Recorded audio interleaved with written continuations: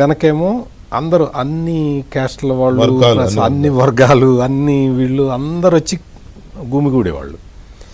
ఆయన వైపు అంత ఇది ఉండేవాళ్ళు. బుచ్చయ్య చౌదరి గారు లాంటి కొంచెం ఇది తప్ప వీళ్ళు అటువంటి ఉండేది అనమాట. ఆ నేపథ్యంలో ఏమైంది అంటే ఈయనేమో మాస్ లీడర్ అయిపోతూ ఉన్నాడు రోజు రోజుకి చంద్రబాబు నాయుడు.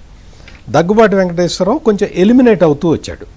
అది అంటే ఆయన మనస్తత్వం అట్లా ఉన్నదా, అక్కడ రాజకీయ పరిస్థితులు కలవలేకపోయాడా, లేకపోతే చంద్రబాబు నాయుడు రాజకీయ చతురత ముందు ఈయన నిలబడలేకపోయాడా అనేవి ఈ మూడు క్వశ్చన్స్ అన్నమాట. సో ఏది ఏమైనా కానీ అంటే నాకు స్వీయ అనుభవం కూడా ఏంటి అంటే అప్పట్లో మామూలుగా చంద్రబాబు నాయుడు జనరల్ సెక్రటరీగా ఉన్నప్పుడు, లేకపోతే దగ్గుబాటి వెంకటేశ్వరరావు వైద్య ఆరోగ్య శాఖ మంత్రిగా ఉన్నప్పుడు, రిపోర్టర్లుగా మనం అన్ని చోట్లకి వెళ్తూ ఉంటారుగా.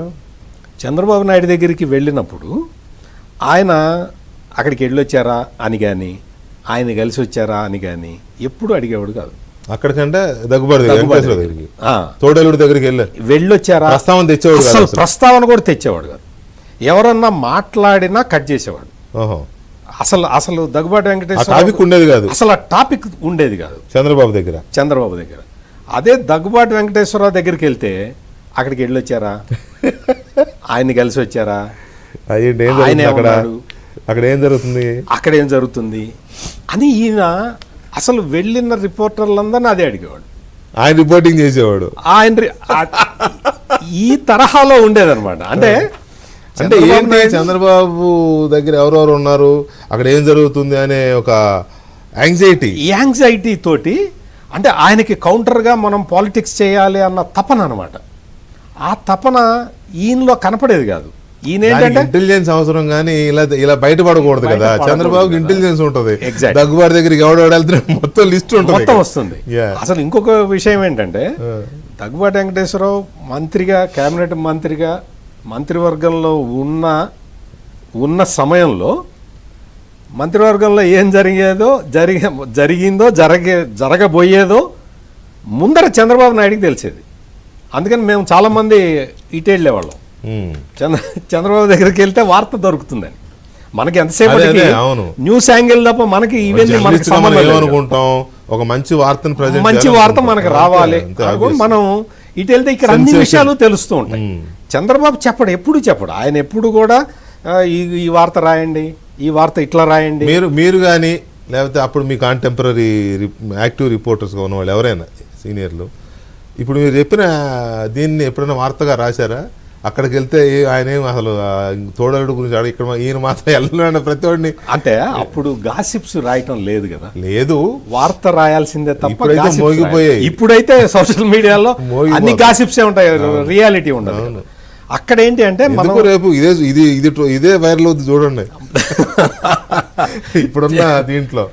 ఇప్పుడు అక్కడికి వెళ్తే చంద్రబాబు నాయుడు దగ్గరికి వెళ్తే ఆయన చాలా విషయాలు చెప్పేవాడు, కానీ in the interest of the పార్టీనే చెప్తూ ఉండేవాడు. ఆయన ఎప్పుడు కూడా ఇదిగో ఈ వార్త రాయండి, ఈ వార్త రాయొద్దు అని చెప్పి అడిగేవాడు కాదు. వేరాజ్ ఇక్కడ దానికి రివర్స్ ఉండేది. ఏం జరుగుతున్నది ఏంటి అనేది తెలుసుకునే జిజ్ఞాస దగ్గుబాటి వెంకటేశ్వరరావుకి ఎక్కువ ఉండేది.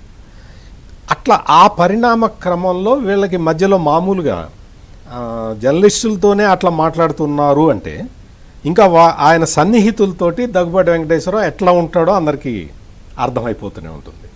సో అందుకని ఇవన్నీ కూడా చిన్న చిన్న డిఫరెన్సులు. మీరు రామకృష్ణ స్టూడియో ఎపిసోడ్ చెప్పినా కానీ అప్పుడు ఉపేంద్ర పెద్ద రోల్ ఉండేది, బిగ్ రోల్ ఉండేది. ఉపేంద్రకి ఎప్పటికీ ఉపేంద్ర మొత్తం అంటే ఉపేంద్ర, వెంకయ్య నాయుడు, జైపాల్ రెడ్డి వీళ్ళు కోర్ టీం అనమాట. లోపలికి వెళ్ళి ఎన్టీఆర్తో మాట్లాడే టీం ఇది. పార్టీ పెట్టినప్పుడు 80 నాదెళ్ల భాస్కర్ ఆ ఎపిసోడ్ వరకు. సో అందుకని Upendra he use to pick up Daggubati instead of Chandrababu. అంటే వచ్చి ఆయన నువ్వు బ్రీఫ్ చేయని అంటే ఆయన ముందే స్మెల్ చేసి ఉంటాడు చంద్రబాబు పొటెన్షియల్ థ్రెట్ అని ఉపేంద్ర ఫీల్ అయ్యి ఉండదు. అందుకని దగ్గుబాటి వెంకటేశ్వరరావుకి బ్రీఫ్ చేయమంటే దగ్గుబాటి వెంకటేశ్వరరావు బ్రీఫ్ చేసేవాడు. ఓకే. సో అట్లా చంద్రబాబు నాయుడిని దూరంగా పెట్టడానికి రకరకాల మీరు ఈ శక్తులు ట్రై చేసినాయి. కొంచెం చాలా శక్తులు ట్రై చేసి ఉంటాయిలే, తప్పేం చాలా లేదు. శక్తులు ట్రై చేసినాయి కానీ ఆయన ఆ మైసూర్ నంది హిల్స్కి ఈ క్యాంపు ఇవి వీళ్ళందరినీ నడపటం, హోటల్లో పెట్టి అసలు వీళ్ళందరినీ కూడా ఎవరిని పక్కకి అటు ఇటు చూడకుండా ఉంచటంలో చంద్రబాబు సక్సెస్ అయిపోయాడు. ఆ తర్వాత ఇంకొక ఎపిసోడ్ జరిగింది. ఆ ఎపిసోడ్ తోటి ఎన్టీ రామారావు కూడా చంద్రబాబు అంటే ఇతను ఉంటే పార్టీ సేఫ్గా ఉంటుందన్న ఒక ఇది వచ్చింది, అది క్యాలిక్యులేషన్ మాత్రమే కాదు, చంద్రబాబు తప్ప గత్యంతరం లేదనే పరిస్థితి కూడా వచ్చింది. అనే పరిస్థితి కూడా వచ్చింది. అదేంటంటే పివి నరసింహారావు ప్రైమ్ మినిస్టర్గా ఉన్నప్పుడు తెలుగుదేశం పార్లమెంటరీ పార్టీ మొత్తం చీలిపోవటం కాదు, మొత్తం అందరూ ఉన్న 5 వెళ్ళి పివి నరసింహారావుతో చేరిపోయారు. భూపతి రాజు విజయ్ కుమార్ రాజు నేతృత్వంలో. అవును, జేఎంఎం అదే టైంలో కదా. అదే టైంలో పివి నరసింహారావు దేశంలో ఉన్న అన్ని